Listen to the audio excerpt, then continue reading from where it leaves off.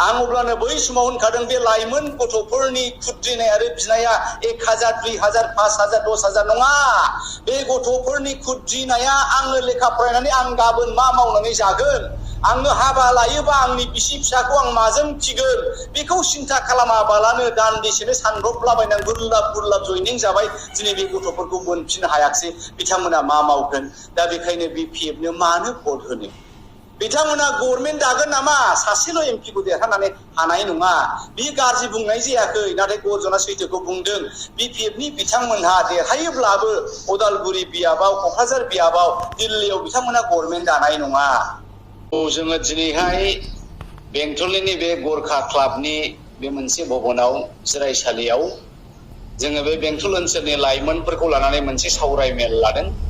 दा बे लाइमोनफोरखौ लानानै सावरायमेल लानायनि मेन उद्देश्यआनो जाहैबाय जे लाइमोनफ्रा दिनैनि थासारियाव खोब गेदेरथार बिपदाव दङ।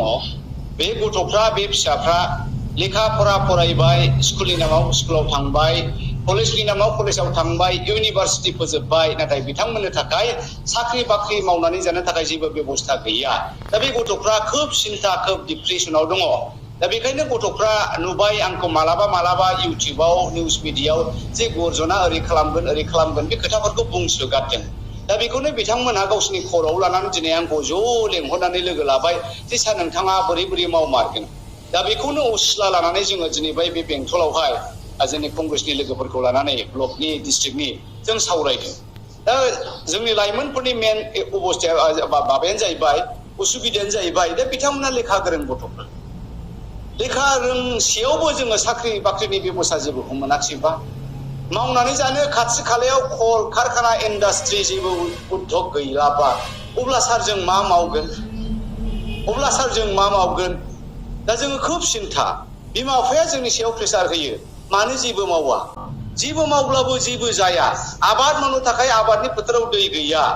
मैगं थाइगं मावोब्लाबो, आलु मावोब्लाबो आलुखौ दोनथ'नो 3 मास बांद्राय आलु मावनानै दोनथ'नो थाखायबो बे मोनथाम जिल्लायाव, मोनब्रै जिल्लायाव मोनसेबो कल्ड स्टरेज गैया।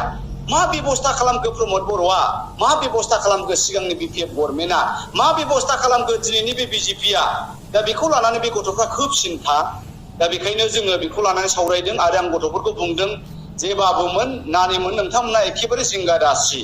राहुल गान्धीया मोनसे मोजां डिजाइन लाबोदों, बेनो जाहैबाय माइक्र' इन्डास्ट्रि। माइक्र' माने फिसा इन्डास्ट्रि माने बै खौथि कोथि फुजि आदानि, आम्बानी, किं खान आरो बलिउड इन्डास्ट्रि नङा बियो। बियो फिसा जायफ्रा स्किल इडुकेसन दङ, जायफ्रा रोंगौथि दङ, मेट्रिक पास जाबाय, PU पास जाबाय, जायफ्रा प्रफेसार जानो हायासै, इन्जिनियार, डाक्टार, मास्टार प्रफेसार जानो हायाखिसै, बे गथ'फोरनो जोङो बेंकनिफ्राय फिसा लन होनानै बिसोरखौ गावबागाव बेबस्था खालामनानै होनाय। सोरबाया बानायगोन माथि साबोननि फेक्टरि, सोरबाया बानायगोन लाइफ साबोननि फेक्टरि, सोरबाया बानायगोन हामाम, बर'लिन, बर' प्लास बेफोरबायदि, सोरबाया बानायगोन सेन्देल फेक्टरि, सोरबाया बानायगोन साथा फेक्टरि, बिभिन्न रोखोमनि बायदि बिजोंनि बानायनायफोरखौ जोंनि फिसाफ्रा गाव गावनि आखाइजों बानायनो फिसा इन्डास्ट्रि लुनानै गाव गावनि जिबन आरो न'खरखौहाय बेबस्था खालामनानै लागोन। दा बेखौनो सावरायदों आं बे गथ'फोरजों, आरो गथ'फ्रा खोब खुसि दे सार जोङो नोंथांनोनो भट होसिगोन। आङो सिगाङावनो बुंबाय थाखादोंमोन, जेब्लानाखि BPFआ हाग्रामा मानाव गेदेर बिथाङा गुरलाब रोजा खालि जयनिं फोरबो लादों, लाइमोन गथ'फोरखौ लादों आरो बुथुमदों। 100 थाखा, 200 थाखा, 300 थाखा, 500 थाखा होदों, सोरनोबा 1000 होदों।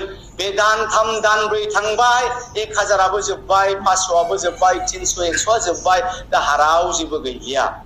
इलेक्सना खाथिथारसै, फैसाया रानै रानजोब्बाय, बेसेबां रानबावनो? नाथाय इलेक्सनानो जायाखिसै, इलेक्सनानो सफैयाखिसै, बावहायनो जोब्बाय।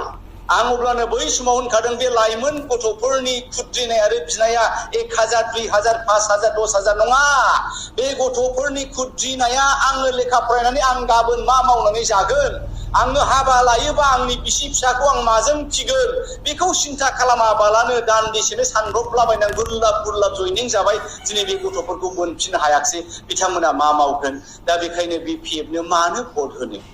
बिथांमोना गभर्नमेन्ट दागोन नामा सासेल' एमपिखौ देरहानानै हानाय नङा बे गाज्रि बुंनाय जायाखै नाथाय गरजना सैथोखौ बुंदों बिपिएफनि बिथांमोनहा देरहायोब्लाबो उदालगुरि बियाबाव क'क्राझार बियाबाव दिल्लीयाव बिथांमोना गभर्नमेन्ट दानाय नङा इउपिपिएलआ देरहायोब्लाबो इउपिपिएलआ गभर्नमेन्ट दाया बिजेपिआसो गभर्नमेन्ट दागोन बे बिजेपिनाव हारि आरो हादोर जौगानायनि 2014 बुंदोंमोन बिथांमोनहा जोङो बोसोरफ्रोमबो 2 कोटी साख्रि होगोन होननानै 10 बोसोर बारलांबाय 20 कोटी साख्रि मोननांसिगौमोन नाथाय साख्रिया बहा बिजेपिआव साख्रि होनायनि बेबस्था गैया उद्योग कलकारखाना होनायनि बिजेपिआव बेबस्था गैया इउपिपिएलनि दैदेनगिरि प्रमद बर'आ बुंबा मालाय मा खालामगोन फारसेथिं इउपिपिएलआव प्रमद बर'नाव गाव व्यक्तिगत मानो रायजो राजाया भट होनांगौ बिनि जेबो उद्देश्य डिजाइन गैया बिथाङा बुङो हिमन्त बिश्व शर्माया गुवाहाटीआव ओरै फ्लाइओभार बानायबाय सारा आसामावनो डेभेलप खालामबाय नरेन्द्र मोदीआ ओरै गेदेर फिगार बिथाङा नरेन्द्र मोदीनि ब्रान्डखौसो दिन्थियो बिथाङा मिसलिया मामानि ब्रान्डखौसो दिन्थियो नाथाय प्रमद मावनाय इउपिपिएल मावनाय गोविन्द मावनाय जेबो गैया रायजो राजाया मानो भट होनो आरो मैया दाखालिसो इउपिपिएलआव ओरैबायदि गाज्रि जाबाय इउपिपिएलनि लाइमोनफ्रा नोङो डिस्ट्रिक्टनिफ्राय ब्लक लेभेल प्राइमारि लेभेलावहाय रानजोब्बाय थाखा फैसा गैया नै बिएसइउनि गथ'फोरखौ 3 कोटी 20 लाखनि बायदोंमोननो थाखाया गुल्लाब रानदों बावहायनो ग्रोब सोरजोंबा केमेरा खेबजानानै प्रसादनि भाइरेल जाबाय गावनि इउपिपिएलनि मावग्रा लाइमोनफ्रा एबसुनि वार्कारफ्रा प्राइमारि ब्लकनि वार्कारफ्रा रानजोब्बाय बिथांमोनानो सोरबा सेक्सन मोनसे 10 जन 12 जन बिएसइउनि फैनायनो 3 कोटी होनाय मानि मा बेलाय बेनो नामा बिथांमोननि इयुथफोरखौ सेटेलमेन्ट खालामनाया बेनो नामा बिथांमोननि लाइमोनफोरखौ नायनायनि सेटेलमेन्ट खालामनाया बै समनिफ्रायनो 50-60 बोसोर आन्दोलन खालामबोनाय बे एबसुनि गथ'फोरखौ मा खालामनो नागिरखो प्रमदआ दा बेखायनो रायजोफोर मिडियानि रायजोफोर बिटिसिनि बे बियाबनि रायजो राजा नोंथांमोन प्रमद बर'नो भट होनांगौ जेबो खारन गैया बिपिएफआव भट होनांगौ जेबो खारन गैया खारन बिपिएफआ गभर्नमेन्ट दाया एबाराव अल इन्डिया जोंनि रिजाल्टआ मोजां फार्स्ट पेजआव एबिपिनि एग्जिट पल मथे जोङो 102 100टा मोनदों एनडिएआ मोननैल' मोनदों सेकेन्ड पेजआव जोङो 80टा मोनदों बाखिखौसो एनडिएआ मोनदों जोंनि आसामावबो जोङो आबयाव माबाया होनदोंमोन हिमन्त बिश्व शर्माया 0 जागोन होनदोंमोन दा कंग्रेसआ सेकेन्ड पजिशनाव फैबाय बे बियाबाबो क'क्राझारावबो राजु बिथाङा बुंदोंमोन बेहाय क'क्राझाराव कंग्रेसआ मानो फैदों कंग्रेसआ 0 जेबो गैया दिनै हिमन्तआ गावनि खुगाजों बुंदों कंग्रेसआ सेकेन्ड पजिशनाव दिपेन बर'आ दहाय बुंबाय कंग्रेसजों एनडिएजोंसो जासिगोन होननानै रायजोफोर क्लियार मेसेज कंग्रेसखौ रावबो लाखिनो हाला गामियाव टाउनाव नोगोराव जेरावखि थाङा कंग्रेस आरो आखाइनिल' बाथ्रा मा बर' मा हारसा मा बांगाल बयबो आखायाव भट होगोन बेखायनो नोंथांमोनहाबो गोदाव सोराव आनिथानि समखौ दा बारहोसै